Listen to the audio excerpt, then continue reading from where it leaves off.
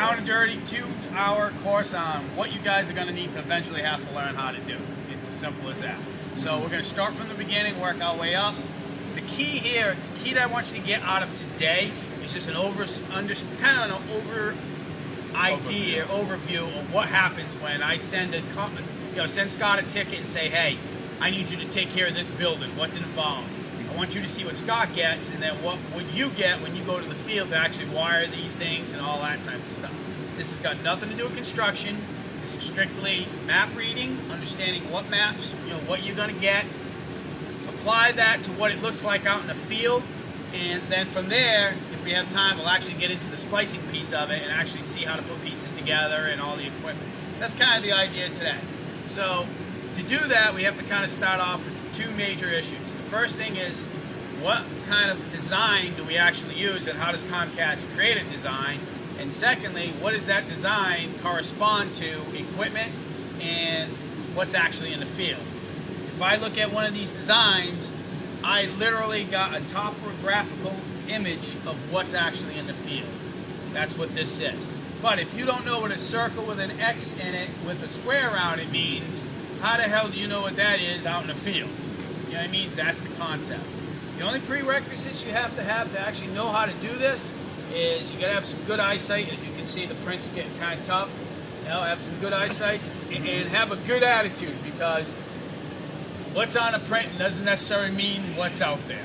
You know what I mean? And Joe will attest to this. Case in point. Case in point is this, this time. By the way, just to kind of get you what we're looking at, this print here is actually what I handed my guys to go and splice. This is what they get. Here you go. Let me know when you're done.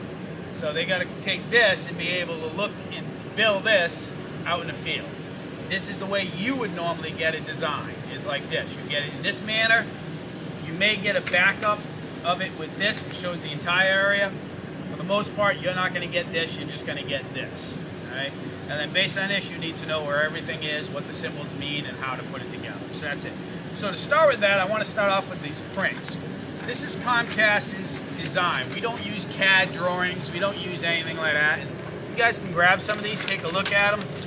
All right? And just got to kind of quickly go over some of the things on this design. Now, Comcast's design is a 7-layered design. They actually, when you order prints through design, you actually have to ask for what level you're looking for. Is it level 1, level 3? And you got to know what they are. Level 1 is a base map. Level 2 is a base and strand map. Level 3 would be a base and strand with the RF equipment, and then powering, and then it just keeps going up all levels until you get to level 7, which is every possible thing that Comcast has on one print. You might as well not even order it, because you're not even going to be able to understand what's on the print.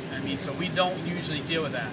For that said, very rarely will you get a print that has coax and like a fiber design on it. You usually get one or the other. If I were to overlay fiber on top of this, it would be a disaster. As you can see, this is a very small map. Usually these come to us and it just looks, you get the city of Newton or something like that. You'd be lucky to know what the street names are, never mind anything else. So to start with that, I want to kind of give you an idea of what the prints look like. So here's the interesting part of a print.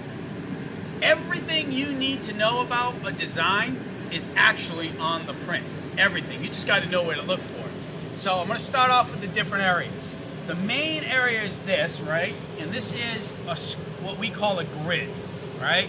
These grids are numbered based on an overall design of the country. So if you took the United States, and actually the entire country, so not just the entire world, not just the United States, but for our purposes, if you took the United States and you took longitude and latitude lines and you gridded it out, this is what Comcast has done. These grids are based on the metric system, so they're anywhere from 100 meters, depending on which size you get. We standard is about the 100 meter mark, so these things are usually 100 meters in length as far as what we're looking. But you can get different levels based on whatever it happens to be. I can have this zoomed in, whatever it is. But the way the grid works is you have your horizontal lines and you have your vertical lines. Across the entire United States, across every river, across every device.